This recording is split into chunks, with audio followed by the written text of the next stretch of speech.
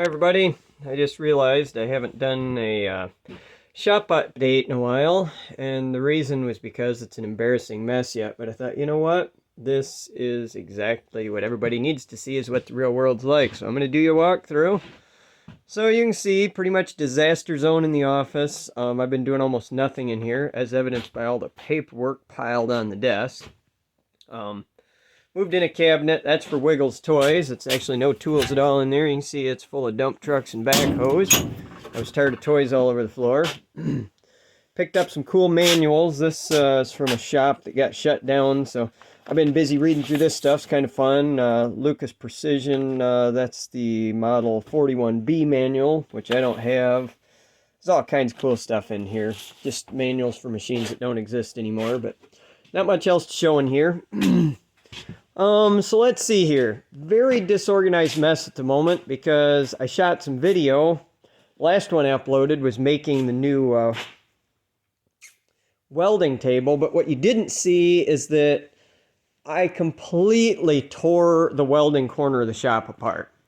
So I don't remember how much of this I showed before, but none of this pallet racking was in here, and it was just getting out of control. I had a bunch of steel stock just laying on the floor down here under the old welding bench, and I got frustrated with it. So what that meant was, along this wall was like the surface grinder, tool grinder, belt sander. I pulled all of that stuff out of here and spent like 2 days building pallet racking and rearranging.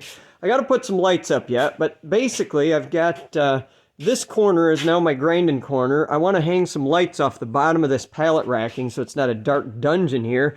And then what I actually have in mind to do is hang some heavy plastic sheeting from this and box this in. I may even hang some across the front of here and basically contain all of that obnoxious abrasive dust that comes off this kind of equipment. But anyway, and this is not final version here. I'm still trying to decide how to arrange this. I originally had in mind to have this table sitting right out in the center, but it's a little big for the space. It's 3 foot by 5 foot, and I realized I don't need full access to all 3 by 5 foot of that thing regularly. So what I've done is kind of stuffed it in under the edge a bit.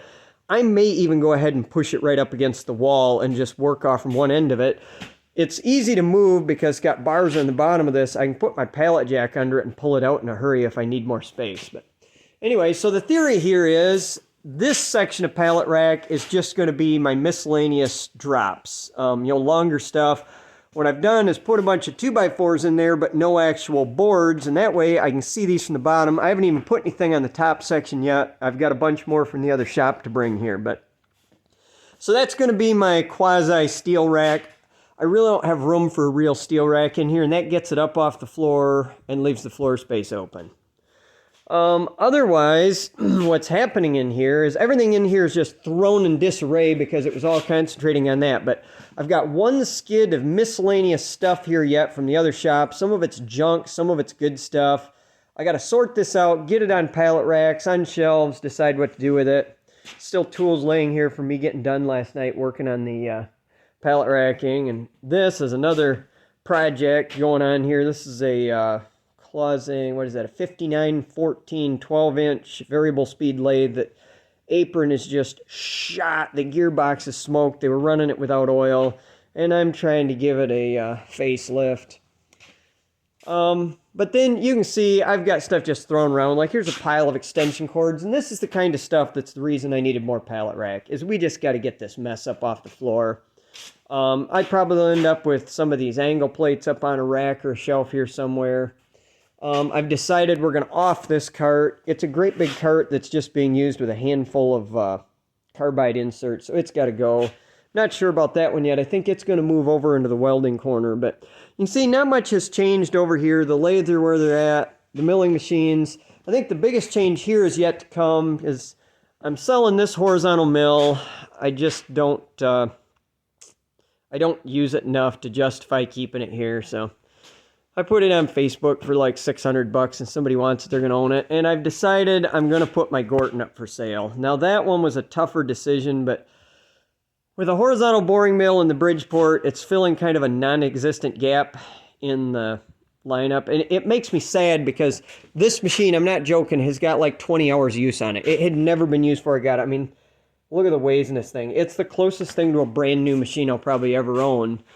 But the problem is this Bridgeport is the one that my dad bought brand new. So even though I think the Gorton is a better machine, the Bridgeport's going to stay. It comes right down to sentimental value. But anyway, so the only thing I've got with this is the quill is sticky. It needs to be taken apart, and the quill housing needs to be lapped a little bit. It took me a long time to figure out what was going on, but it's that this thing never got used. It's like a 1978, and the iron casting, as far as I can tell, iron moves and stress relieves over time, and it's basically pinching the spindle. Got some, it isn't quite perfectly round, so it needs a hardwood mandrel made and then lap that out. But so I think what I'm going to do is put it up for sale for about $1,500 the way it is. If I get around to pulling the quill and lapping it and getting that part dealt with, then $2,500 is, unfortunately, as awesome a machine as it is, 4 spindle bearings, NMTB 40 tooling. Gorton just doesn't have the name recognition that Bridgeport. A half wore out Bridgeport will bring more money than that fantastic Gorton will, but it's the way it is. Otherwise, the only other big development is I spent like 2 hours cleaning up this angle plate. Now, I haven't got it down to bare, shiny metal, but I got the crusties off, spent like 45 minutes tapping out all those holes because this was in the building that collapsed and it got wet. So it was bad surface rust. I needed it. You can see I haven't even cleaned up yet, but needed it for the drilling out the end plates for that welding table. So anyhow, that's pretty much it. Oh, and I guess you probably haven't seen this. I don't know if this was in the last video I shot, but this is the tool cabinet for the horizontal boring mill. And it still needs to get a better system of organization going, but it's here and the tooling is in it. And you can see lots of this stuff is surface rusty from getting wet. And I have basically decided I'm just going to clean stuff up as I go. It's too time consuming. I don't have the time to just sit around cleaning tools. So like this, I needed it the other day. I went ahead and cleaned it up. So anyhow, I think in a nutshell, that's pretty much the extent of it. This area is getting a little thinned out. That's my welder that's got a board blown. I got to get the board out, send it off to get rebuilt. And then I'm really hoping to open up this area in the shop more. We've been having a Bible study group in here, and hanging out around the wood stove is definitely getting prioritized this time of year. So we're going to give that a whirl. But that's it. I'll catch you next time.